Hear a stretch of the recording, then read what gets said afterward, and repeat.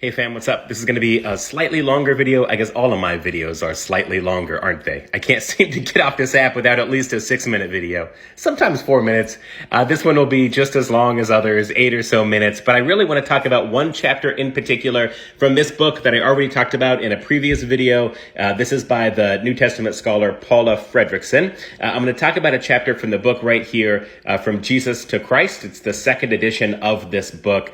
This was originally published in its first edition in 1988, revised for its second edition in the year 2000. The reason that I want to talk about this book, again, in another video about it, the reasons are twofold. The first is that there's a chapter in here that I want to summarize in this video right now that I think is going to be really useful. It's about an historical image of Jesus as revealed through the gospel accounts. And I think it's insightful, and I think it's worth talking about. And I know I'm green screening the book, so you probably won't see my notes here, but they are highlighted. And so I've thought about this, okay? The other reason that I want to talk about this book is because on my Substack, we're going to start an asynchronous book study, in the next few weeks. That's going to be about another one of Paula Fredriksen's books. That one is titled, When Christians Were Jews, the First Generation.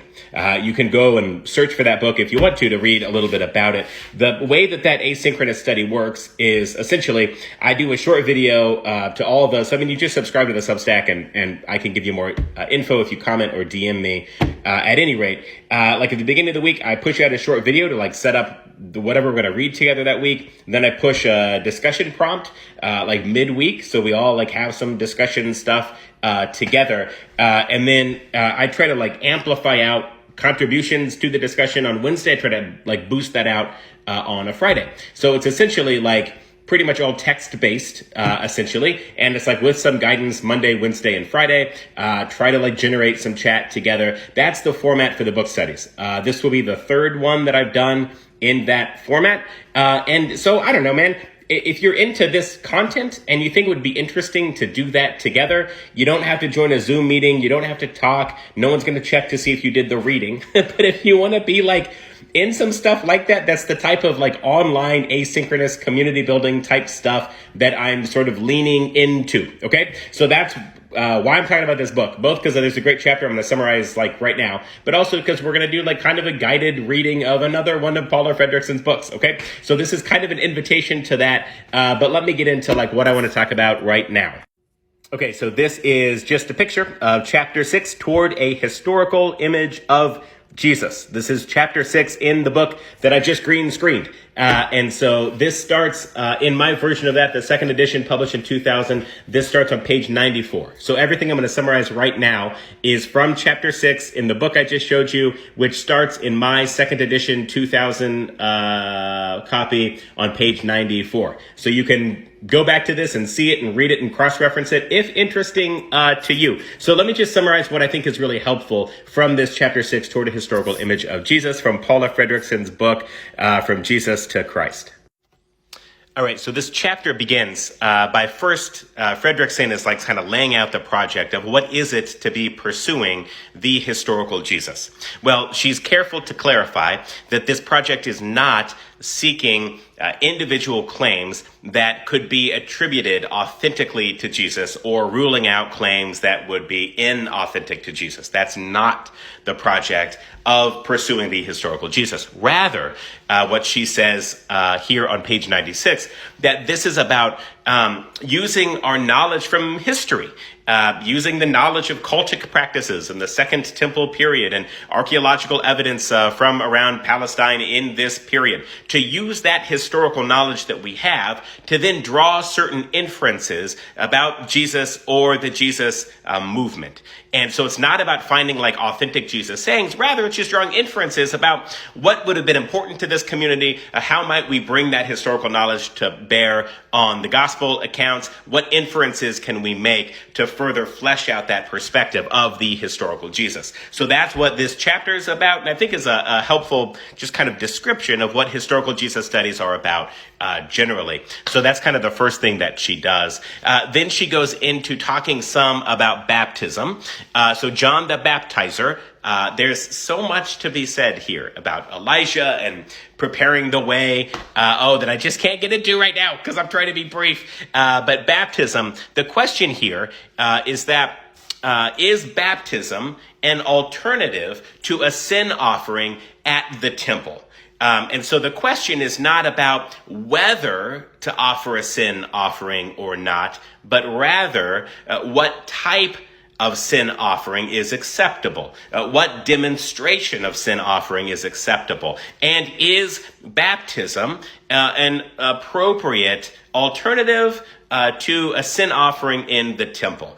Josephus, who is a Jewish Roman historian, does talk about if baptism is an alternative to a sin offering. She then goes on to talk about Jesus, or at least the gospel writers putting in Jesus' mouth an intensification of Torah. That Jesus is a pretty strict Torah observant Jew.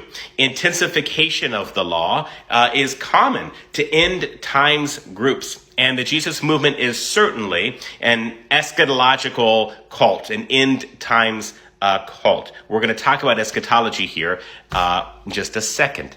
So we have to think about eschatology. The eschaton is the coming end time, is the idea, which would be the messianic age, for example. Well, the Jesus movement gets itself to a place where it's saying the kingdom of God is at hand. No longer is it coming, it's at hand. That's called a realized eschatology. The reason for a realized eschatology in the gospel accounts is because the predicted second coming of Jesus, the one they called the Christ, or the parousia, as Paul talks about it, it doesn't come. And everybody's surprised. Why hasn't it happened, But by saying the kingdom of God is already at hand, that realized eschatology can help address concerns about the delay for the coming kingdom that everybody anticipated to happen within their lifetimes. So that helps to explain some of the realized eschatology. Now, this also links up, Fredriksen says, to the idea of 12